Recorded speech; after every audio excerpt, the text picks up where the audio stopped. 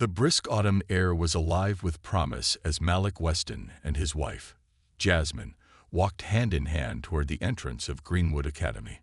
They had moved to this upscale neighborhood, in part, for its well-rated schools and safe, vibrant community, where they believed their daughter, Amara, could thrive.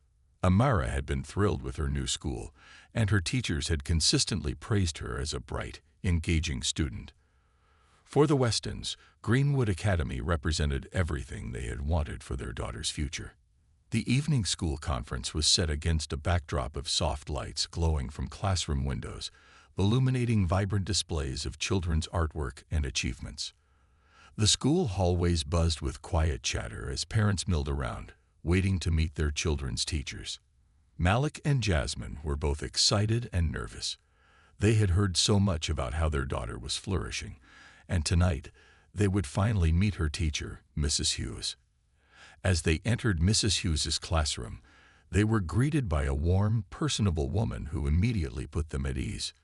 "Mr. and Mrs. Weston," Mrs. Hughes began, extending her hand. "Amara is truly a joy to have in class. She's curious, articulate, and a natural leader. She's the kind of student every teacher hopes for." Pride blossomed in Malik's chest as he listened to Mrs. Hughes recount how Amara had organized a peer study group to help other students with math. Jasmine smiled, her heart brimming with pride.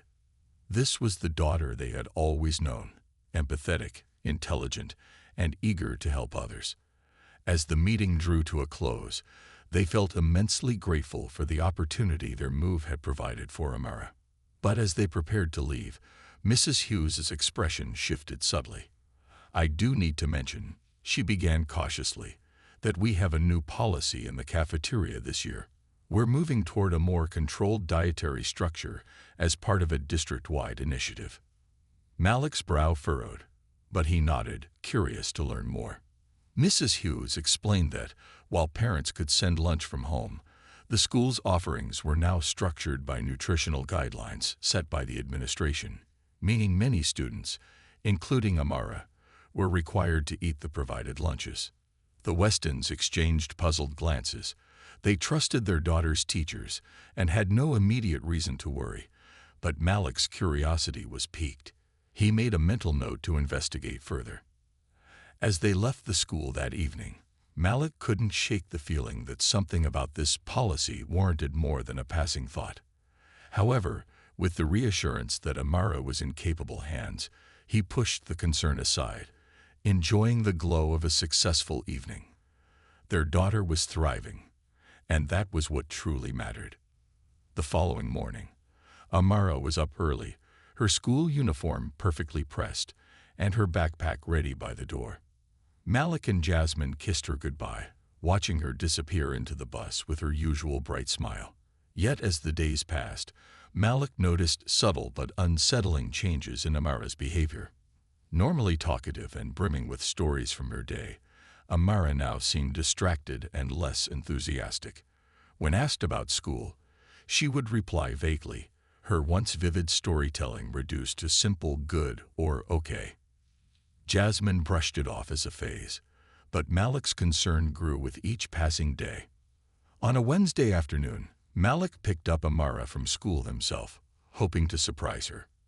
As he watched the students file out of the building, he spotted her among the group, but immediately noticed her hunched posture, her eyes fixed on the ground.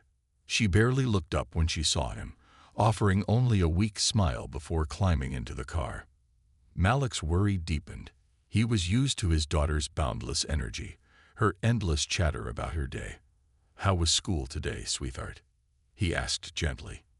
"It was fine," Amara replied, her voice quiet. "Did you have lunch with your friends?" he continued, trying to coax a response. Amara nodded but offered nothing further. Her face was pensive, and Malik could tell something was weighing on her mind. That evening, after she went to bed, he shared his concerns with Jasmine, who listened carefully. "She's 10, Malik," Jasmine reassured him. "Kids go through phases. Maybe she's just adjusting to her new class, her new teacher. It'll pass." But Malik wasn't convinced. He had always trusted his instincts, and something about this change felt different. After all, Amara was a resilient, confident girl who rarely let things get to her. Finally, Malik decided he couldn't ignore his gut any longer. He resolved to take a day off work to observe what was going on at the school. Discreetly, of course. He didn't want to alarm Amara or the teachers, but he needed to know if something at Greenwood Academy was causing her distress. The following Friday, Malik found himself standing across the street from the school just before noon. He waited, watching groups of students filter into the cafeteria for lunch. From his vantage point, he could see through the large windows into the bustling cafeteria, filled with teachers and students. As he scanned the room, his eyes landed on a group of students sitting at a long table. Among them, he spotted Amara, her shoulders slightly slouched as she picked listlessly at her tray. Malik's heart sank. The lunches, which he expected to resemble the healthy, well-balanced meals he and Jasmine prepared at home, looked anything but nutritious. He watched as trays were lined up with unappetizing, processed foods, barely resembling a balanced meal. Malik's face hardened as he noticed how some children, including Amara, seemed to push the food around without eating much of it. The teachers circulated the room, glancing occasionally at the students, but Malik couldn't shake the feeling that something was wrong. Amara's once bright smile was gone. She looked tired and downcast, a stark contrast to her usual enthusiasm. As he stood there, a mix of emotions churned within him: concern, frustration, and a mounting resolve. Malik decided he needed to do more than just observe from a distance. He had questions that needed answers, and he would go to any lengths necessary to protect his daughter's well-being. Malik returned home that Friday afternoon, a whirlwind of thoughts clouding his mind. The sight of Amara's downcast face during lunch at school had disturbed him deeply. He couldn't stop replaying the image in his head, the way she pushed the food around her tray, barely touching it, her once bright smile nowhere in sight. It wasn't the Amara he knew. That evening, Malik's unease grew into an unshakable resolve. As they sat around the dinner table, he quietly observed Amara. She nibbled at her food, her usual enthusiasm missing. Jasmine noticed it too. Despite her initial reassurances that it was just a phase, she now looked concerned, her eyes flickering between Amara and Malik, as if silently asking him for answers. After dinner, Malik gently suggested they go for a family walk. The crisp night air filled their lungs as they strolled around the neighborhood, stars twinkling above. Malik sensed it was the perfect moment to open up a conversation. "Amara," he began, keeping his tone light, "how's school going? Mrs. Hughes says you've been doing great, but we noticed you've been a bit quieter than usual." Amara glanced up, her brown eyes reflective under the streetlights. She paused before answering, choosing her words carefully. "It's fine, Dad," she said, but Malik could sense the hesitation in her voice. "It's just different now with Mrs. Miller." Malik's ears perked up. Mrs. Miller was Amara's new teacher, a recent replacement for Mrs. Hughes. The family had met her briefly at the last school meeting, and while she seemed kind enough, something about the sudden change had felt a little off. "Different how?" Malik asked gently. He wanted to be cautious, not wanting Amara to feel pressured, but it was clear she had something on her mind. Amara shrugged. "Mrs. Miller is strict, I guess, and she has all these new rules about lunch. We're not allowed to bring snacks anymore, even the ones you pack for me." She paused, frowning. "And she makes us eat all of our lunch, even when it doesn't taste good." A pang of anger flared in Malik's chest. He had packed healthy snacks and lunches for Amara since she was in kindergarten, and it bothered him to think that a teacher would impose such strict regulations. He tried to keep his tone calm. "What kind of food are they giving you?" Amara hesitated again, biting her lip. "It's just different from what you and Mom make," she said quietly. "Sometimes it's cold or just weird. I don't like it, but Mrs. Miller says we have to finish everything on our trays, or we get extra assignments." Malik clenched his fists subtly, fighting the rising anger. Forcing kids to eat food they disliked with threats of extra assignments. That was far from the nurturing environment they had envisioned. He glanced at Jasmine, who had been listening intently. Her expression mirrored his, shock and worry. They finished their walk in silence, each lost in their thoughts.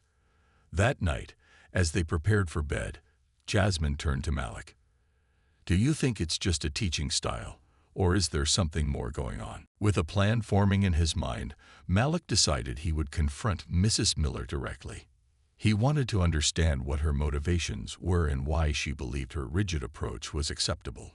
Whatever was happening at Greenwood Academy, he was determined to get to the bottom of it.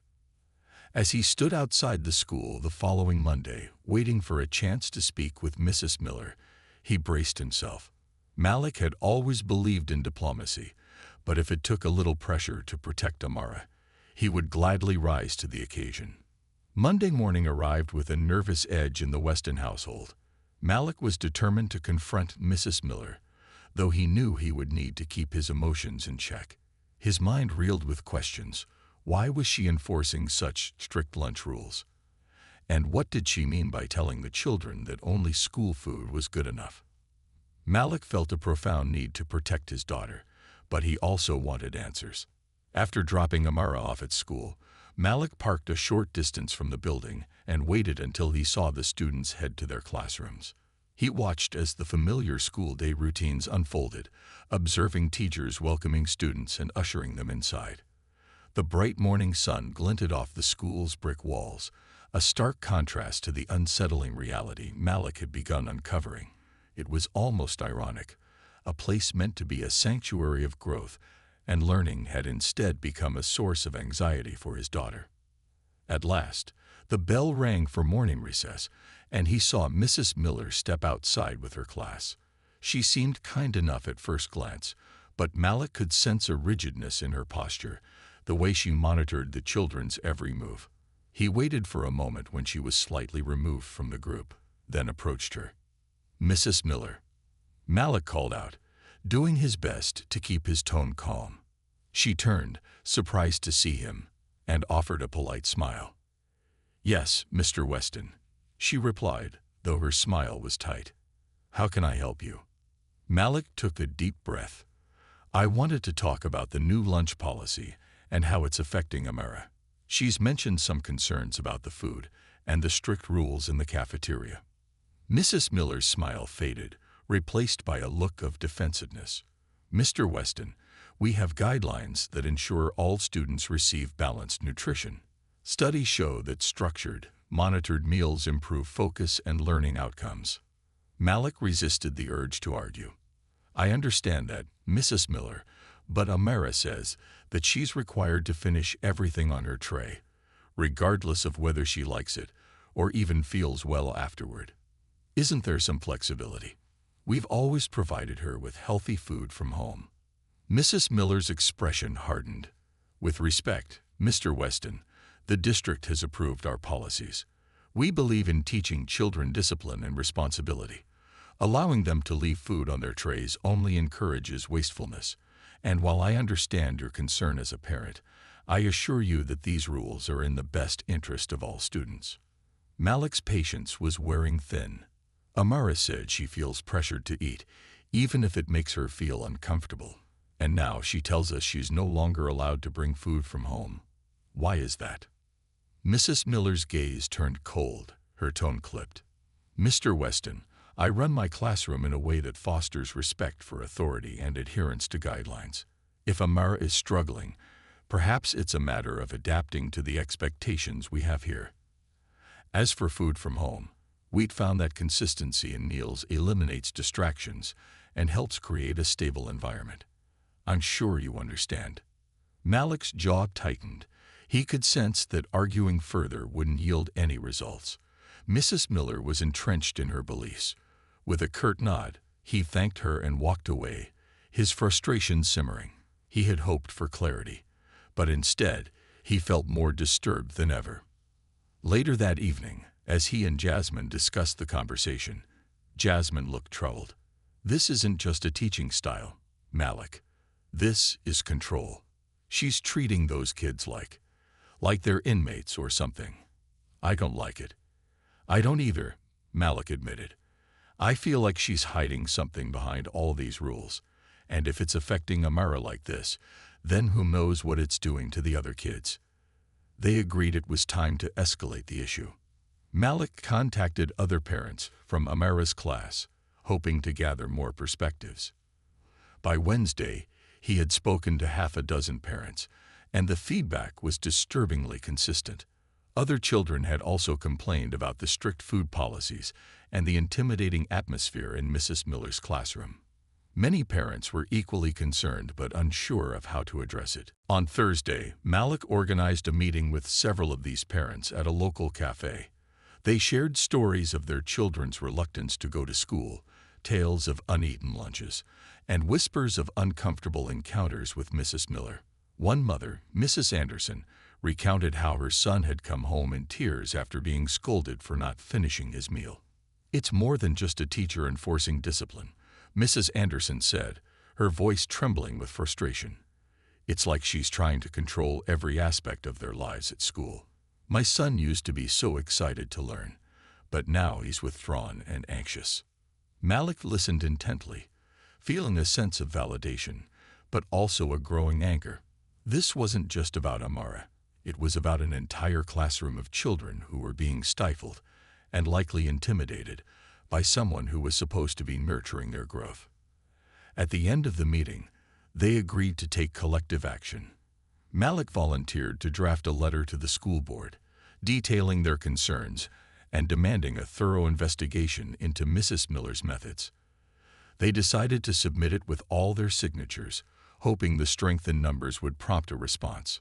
The letter was sent the following Monday, and by Thursday, the parents received a response from the school board. They promised to conduct an internal review of the cafeteria policies and to ensure that Mrs. Miller's classroom environment met district standards. However, days passed, and Malik noticed no immediate changes. If anything, Amara's demeanor continued to deteriorate. She had once been eager to tell stories of her day, but now she came home silent, avoiding eye contact and barely touching her dinner. She started having trouble sleeping, waking up in the middle of the night with vague, recurring nightmares. Malik and Jasmine took turns comforting her, but nothing seemed to alleviate her distress. Then, one Friday evening, Malik decided he couldn't wait for the school board's internal review. Determined to see for himself what was really happening, he arranged to visit the school during lunch the following Monday, under the pretense of discussing his volunteer role for an upcoming school event. That Monday, Malik arrived at the school around noon. As he made his way to the cafeteria, he saw Mrs. Miller's class seated in a far corner. He spotted Amara almost immediately, her shoulders slouched, her eyes fixed on the tray in front of her. The food looked cold and unappealing, far from what he would consider a healthy, appetizing meal. He observed from a distance as Mrs. Miller monitored the students with an almost militaristic watchfulness. When one child hesitated to eat, Mrs. Miller's eyes narrowed, and she made her way over, her posture stiff and imposing. She leaned down, speaking quietly but firmly, and the child immediately started eating, albeit reluctantly. Malik felt a chill watching it all unfold. It was then that he noticed something else. Mrs. Miller was also watching the children closely as they interacted with one another, discouraging them from speaking or laughing too loudly. The cafeteria, normally filled with chatter and laughter, was unnaturally quiet, subdued by Mrs. Miller's presence. It struck Malik that this wasn't just about the food. It was about control, a relentless imposition of authority that crushed the natural spirit of the children. Unable to contain himself any longer, Malik made his way over to Mrs. Miller. She looked surprised but quickly masked it with her usual polite demeanor. "Mr. Weston," she greeted him, her tone carefully neutral. "Is there something I can help you with?" Malik forced himself to keep his tone steady. "I just wanted to see how Amara and her classmates are doing.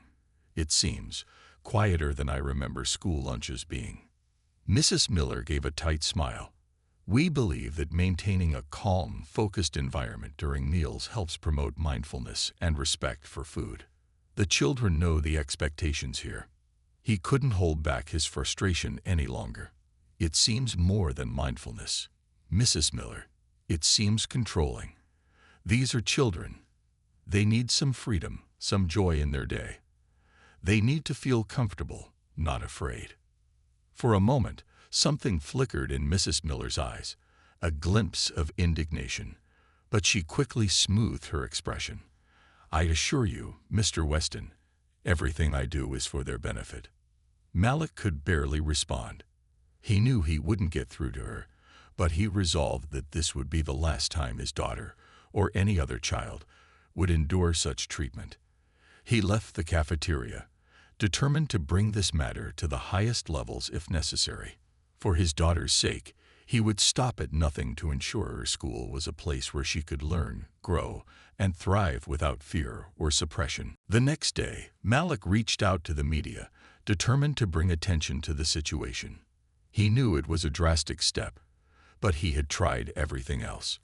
With renewed hope and a fire in his heart, he prepared to expose the reality behind Mrs. Miller's iron rule, to let the world know what his daughter, and so many other children, had been enduring. After reaching out to local media, Malik waited, his heart pounding with a mix of anticipation and dread.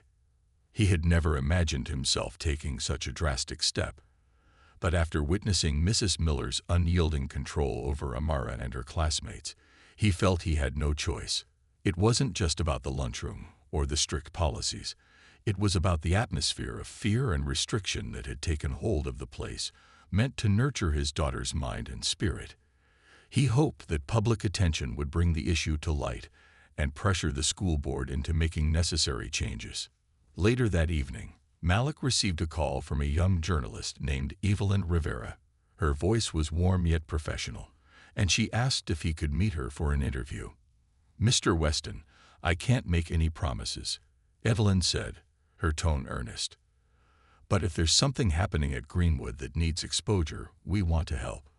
Let's meet tomorrow and go over everything. The community has a right to know what's happening in their schools. They arranged to meet the following day at a nearby coffee shop. Malik spent the evening preparing, gathering evidence, including emails and testimonials from other concerned parents. Jasmine, though initially hesitant about going public, supported his decision. They need to know, Malik. No child should dread going to school because of fear or control. This could help so many children. The next day, Malik sat in the coffee shop, nerves twisting in his stomach as he waited for Evelyn. She arrived promptly, a petite woman with sharp eyes and an air of quiet determination.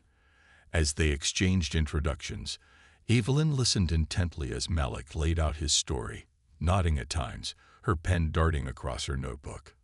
He recounted everything.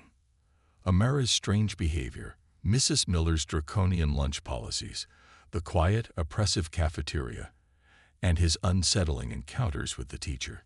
He shared other parents' testimonies, painting a picture of a classroom where curiosity and excitement were stifled, replaced by fear and silence.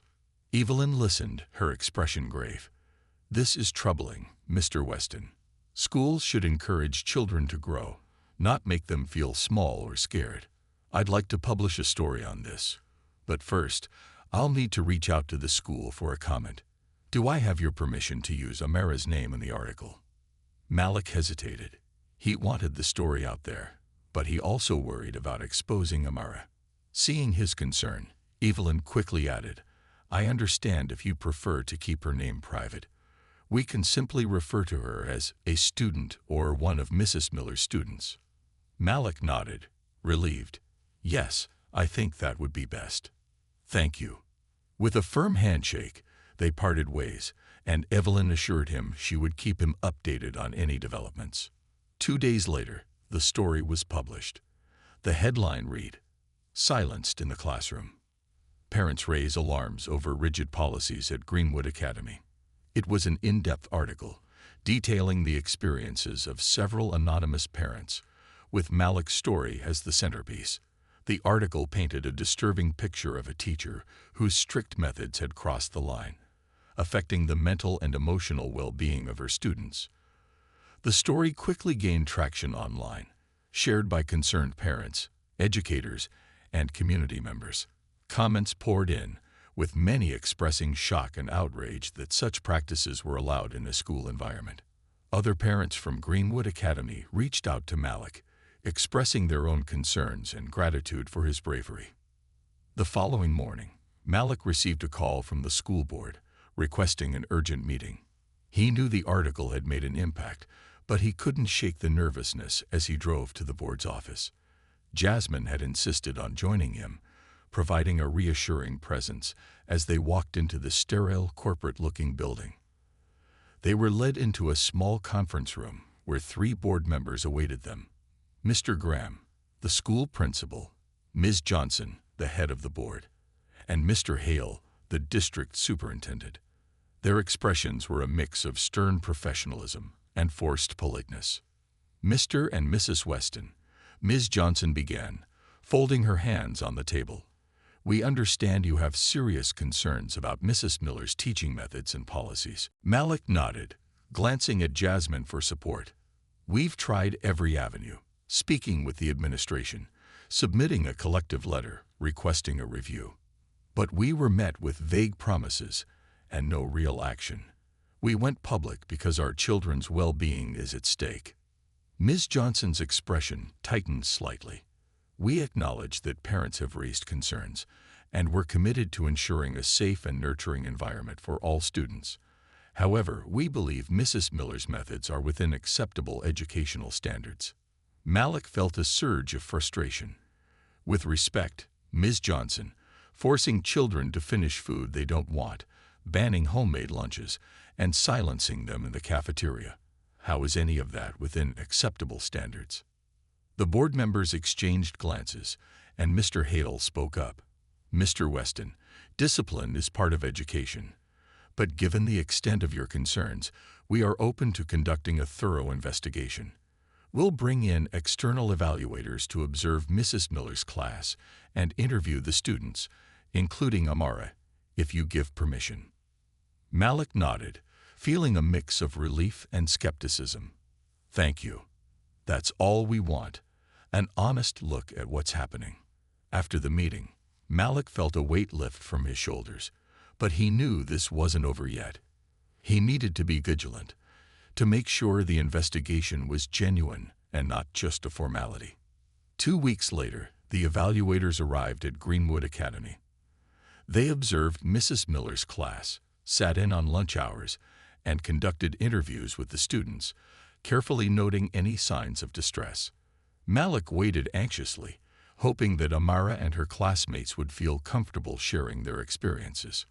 One evening, Amara came home with a nervous but hopeful smile. "Daddy, the lady from the district asked me a lot of questions today. She was nice. She wanted to know if I felt safe in Mrs. Miller's class." Malik crouched down to her level, wrapping his arms around her. "And what did you say, sweetheart?" Amara hesitated. "I told her the truth. I told her that I feel scared sometimes, that I don't like the lunches, and that Mrs. Miller doesn't let us talk or play too loud." She looked down, fiddling with her fingers. "I don't want Mrs. Miller to be mad at me, though." Malik's heart broke a little, but he reassured her. "You were very brave, Amara. Telling the truth was the right thing to do. We're here to make sure you feel safe and happy at school." The investigation lasted for nearly a month. During that time, Malik and Jasmine did everything they could to make Amara feel secure, to counteract the negative experiences she was having at school. They spent weekends doing fun family activities, showering her with encouragement and love. Malik noticed small changes in her, a return of her bright smile, her giggles as they played in the park, the spark of curiosity as she read her favorite books. Finally, the board reached a decision. Malik and Jasmine were called in, along with other concerned parents, to a meeting where the findings of the investigation would be shared. Ms. Johnson opened the meeting, her demeanor noticeably tense. "After a thorough investigation, we found that some of Mrs. Miller's policies did not align with our district's educational standards. While her intentions may have been to instill discipline, her methods have clearly impacted the students' well-being. We've decided to reassign Mrs. Miller and implement immediate policy changes in her classroom." A collective sigh of relief filled the room. Malik felt an overwhelming sense of victory, not just for Amara, but for every child in that classroom who had been silently suffering. But Ms. Johnson continued, "Additionally, we're revising our district-wide policies to ensure no teacher is given excessive authority over student choices, especially concerning meal policies. A balanced, supportive learning environment is our top priority moving forward." As the meeting concluded, the parents exchanged smiles and words of gratitude. Malik felt Jasmine's hand slip into his, and he squeezed it, knowing they had made the right choice. He glanced around the room, feeling a sense of unity with these parents. Together, they had fought for their children, ensuring they had the freedom and security to learn and grow without fear. The news spread quickly. Parents throughout the community praised the decision, and Malik received messages of gratitude from many who had followed the story. That evening, as they gathered for dinner, Amara's face was alight with joy. "Daddy, guess what? Mrs. Miller isn't going to be my teacher anymore. We're getting someone new." Malik chuckled, reaching over to tussle her hair. "That's wonderful news, sweetheart. Now you can go to school and enjoy learning, just like you used to." Amara grinned, looking more like her old self than she had in months. As they ate together, Malik felt a deep sense of peace settle over him. They had protected their daughter's happiness and well-being, facing down fear and authority with a quiet resilience that would shape Amara's childhood for the better. And though Malik couldn't predict the future, he knew one thing for certain: his family would always stand together, ready to face any challenge that threatened the safety and joy of those they loved. With Mrs. Miller reassigned, a new teacher, Ms. Williams, was assigned to Amara's class. Ms. Williams came highly recommended by both the district and other parents. She was known for her compassionate approach and creative teaching style, prioritizing her students' well-being as much as their academics. Her arrival brought a palpable shift in the atmosphere of the classroom, and Malik was hopeful that things would improve for Amara and her classmates. For the first time in weeks, Amara seemed excited about going to school again. She buzzed with stories about her new teacher, sharing the engaging group activities and projects they had started. Ms. Williams had introduced Creative Fridays, a day when the students could express themselves through art, writing, or building projects. Amara's eyes sparkled as she described how they'd designed their own planets, each with unique climates, creatures, and cultures.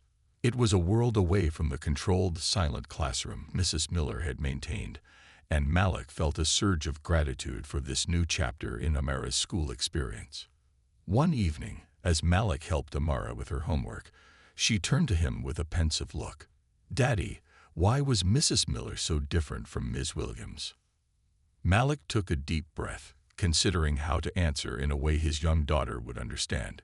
"Well, sweetheart, sometimes people think that being strict is the only way to teach, but every teacher has their own style. Ms. Williams believes in kindness and understanding to help you all learn. And sometimes people don't realize that kids need that too." Amara nodded thoughtfully. "I like Ms. Williams better. She listens to us and even asked us what kind of projects we'd like to do." Malik smiled, hugging her close. "I'm so glad to hear that, sweetie. School should be a place where you can be yourself and feel safe." But despite Ms. Williams' positive influence, Malik couldn't shake the feeling that the issues with Mrs. Miller had deeper roots. Her approach had been so extreme, her insistence on control so unyielding, that it seemed unlikely she had acted entirely alone. Determined to ensure a lasting change, Malik decided to dig further. He contacted Evelyn Rivera, the journalist who had helped him bring attention to Mrs. Miller's classroom policies. "Evelyn, thank you for everything you did," Malik began. "But I think there's more to uncover here. Mrs. Miller was so adamant about her policies. I can't shake the feeling that her approach might be a symptom of a bigger problem." Evelyn was intrigued. "It's possible, Malik. Often, teachers who implement such strict measures are under some kind of pressure, whether from their school, the district, or even outside forces like budget constraints or third-party programs. I can look into it. As Evelyn began her investigation, Malik returned to his routine, but he couldn't help feeling a nagging anxiety. Had Mrs. Miller been following a personal philosophy, or was she part of a broader system that valued control over nurturing? A week later, Evelyn called with an update. "Malik, I found something that might explain a lot. Greenwood Academy recently entered into a contract with a third-party nutritional consultancy called Optimal Growth Solutions. They claim to promote efficient dietary practices for better academic outcomes. It's a cost-cutting initiative marketed as a way to enhance children's focus. Apparently, they've convinced several schools to adopt stricter mealtime policies as part of their program." Malik felt a surge of anger. So it wasn't just Mrs. Miller. She was being influenced by this program, and they're marketing this as better for the kids. Evelyn sighed. Yes, the program's language sounds positive on the surface, but some teachers, like Mrs. Miller, may interpret the guidelines in a way that prioritizes control over compassion. I think this consultancy is using schools like Greenwood to run a kind of experiment in behavior management, and they're cutting corners on food quality and quantity in the process. Fuming, Malik thanked Evelyn and promised to stay in touch. He and Jasmine discussed the revelation that evening, their frustration and determination reignited. "They're treating our kids like test subjects in some kind of behavioral experiment," Jasmine said, her voice shaking with anger. No wonder Amara felt so trapped. Determined to take things a step further, Malik organized another meeting with parents. He shared Evelyn's findings, and the group decided to demand a full public inquiry into Greenwood's partnership with Optimal Growth Solutions. They were no longer just fighting for their children's classroom experience, but for the fundamental principles of safety, health, and respect that any school should uphold. The parents drafted a petition demanding that the district terminate its contract with Optimal Growth Solutions, insisting on a return to flexible, parent-driven food policies.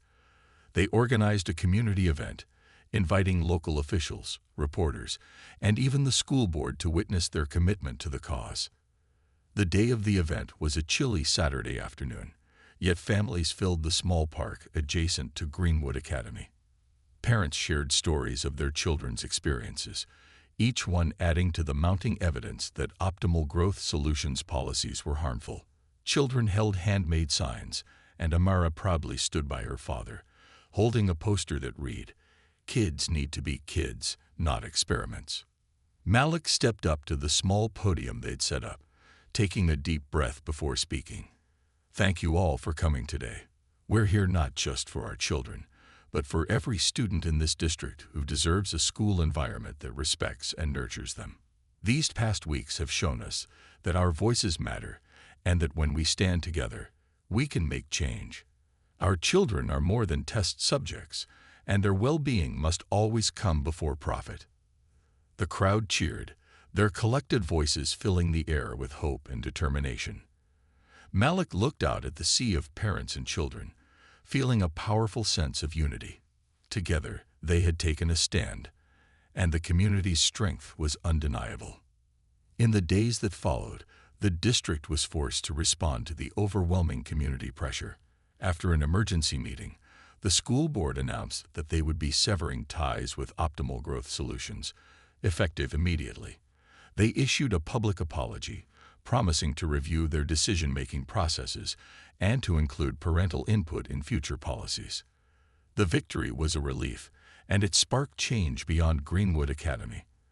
Other schools in the district reevaluated their food policies, ensuring that they aligned with students' well-being rather than corporate influence. Evelyn's follow-up article highlighted the parents' persistence, calling them a force for accountability and advocates for every child's right to a safe, supportive education. With the ordeal finally behind them, Malik and Jasmine focused on helping Amara heal from the experience. While her enthusiasm had gradually returned, they knew it would take time for her to fully trust the school environment again. They enrolled her in a weekend art class where she could express herself freely, reconnecting with her natural curiosity and creativity. One evening, Amara came to Malik with a small, handmade book. She had written and illustrated it herself, filling its pages with colorful drawings and stories about a world where children were free to learn, explore, and dream without restrictions. On the last page, she had written, "Thank you, Daddy and Mommy, for always fighting for me."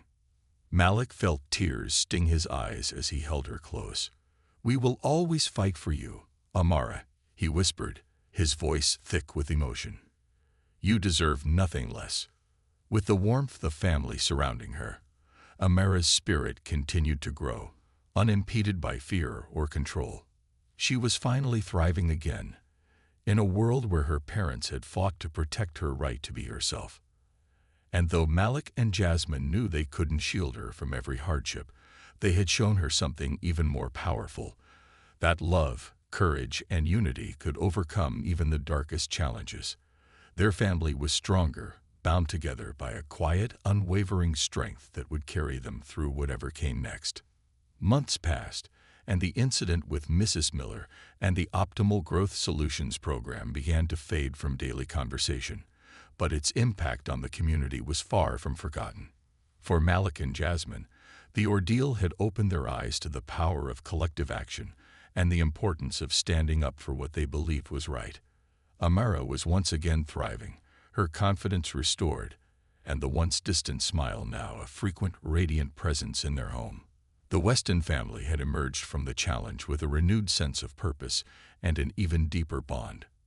But one afternoon, Malik received an unexpected call from the district's superintendent, Mr. Hale. The voice on the other end sounded uncharacteristically warm, almost apologetic. "Mr. Weston, I want to thank you personally for what you and the other parents brought to our attention. We're in the early stages of organizing a committee, a kind of parental advisory board, to help us shape policies that directly impact students. Your leadership and commitment to Amara's well-being inspired this change, and we'd like to invite you to be a part of it." Malik was stunned.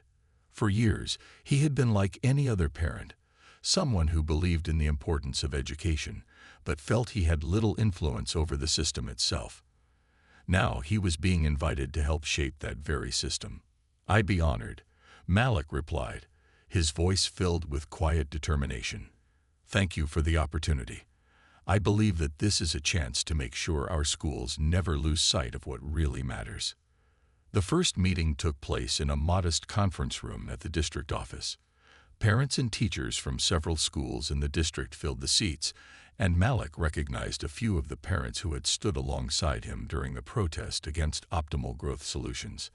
As he listened to the opening remarks, a sense of purpose settled over him. He felt the weight of responsibility, but also a profound gratitude. He was no longer alone in his efforts to protect and uplift Amara and other children like her. Over the next few weeks, the committee tackled a variety of issues, from nutrition to classroom policies, even delving into the social and emotional needs of students. Malik's voice became a prominent one, advocating for transparency, compassion, and creativity in every aspect of school life. It was a chance to ensure that no child would have to endure the kind of stifling control that Amara and her classmates had faced under Mrs. Miller. Back at home, Malik shared the progress with Jasmine, who listened with pride and unwavering support. She had been his rock through everything, and now they were both witnessing the lasting changes that their efforts had sparked. One Friday evening after dinner, Malik found Amara in her room, engrossed in her latest project, a sprawling diorama of her planet, an imaginative world she had created with her classmates under Ms. Williams' guidance. She had meticulously crafted tiny paper trees, rivers, and even little clay creatures to populate her fictional landscape. Malik watched her, marveling at her creativity and focus.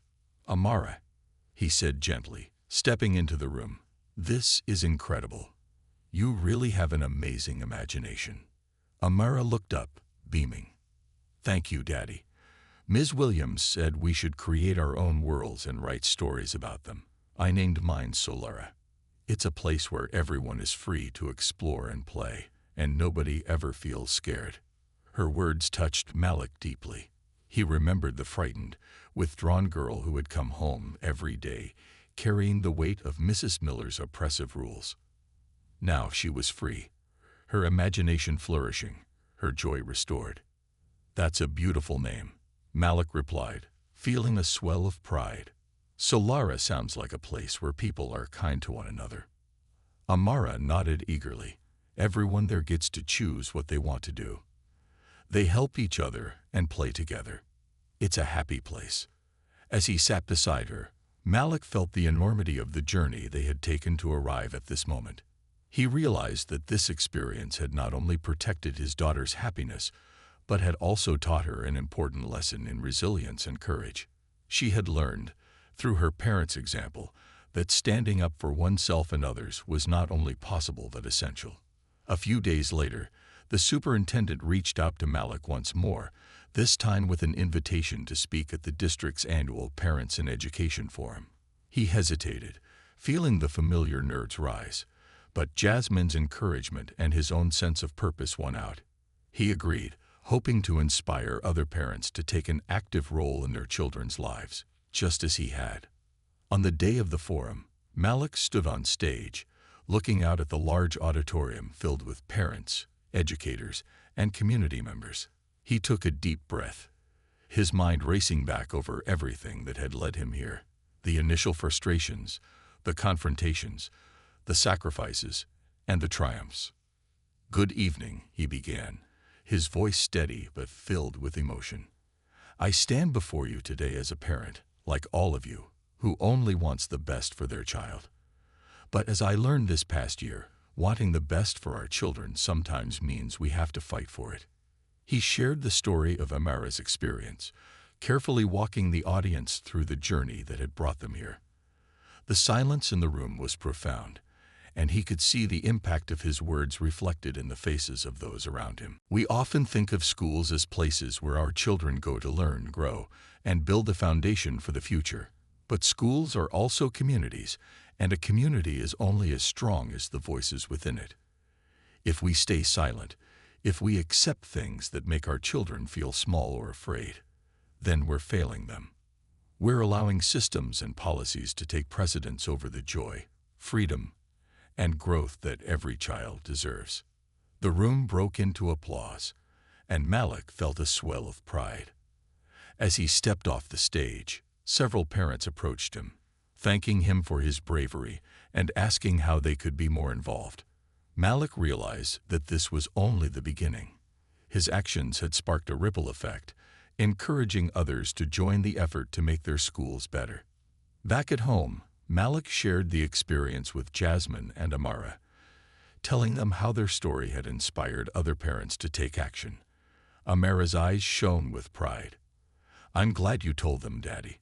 Now maybe other kids will be able to have happy places too." With each passing day, the changes in Greenwood Academy became more evident.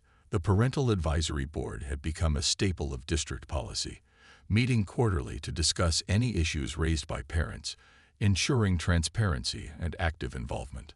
The partnership with Optimal Growth Solutions was terminated district-wide, and new nutritional policies were created with input from both parents and nutrition experts to ensure they met the needs of students without compromising quality. Ms. Williams continued to thrive as Amara's teacher, her influence fostering creativity and kindness in her classroom. Under her guidance, Amara flourished, and her classmates seemed to reflect that growth as well. The classroom was once again a place of excitement and curiosity, a far cry from the environment Mrs. Miller had imposed. One evening, as the family gathered for dinner, Amara presented her parents with a piece of paper, a carefully illustrated certificate of bravery she had made herself, complete with bright colors and sparkles. "This is for you, Mommy and Daddy," she announced proudly, "for being brave and helping me when I was scared.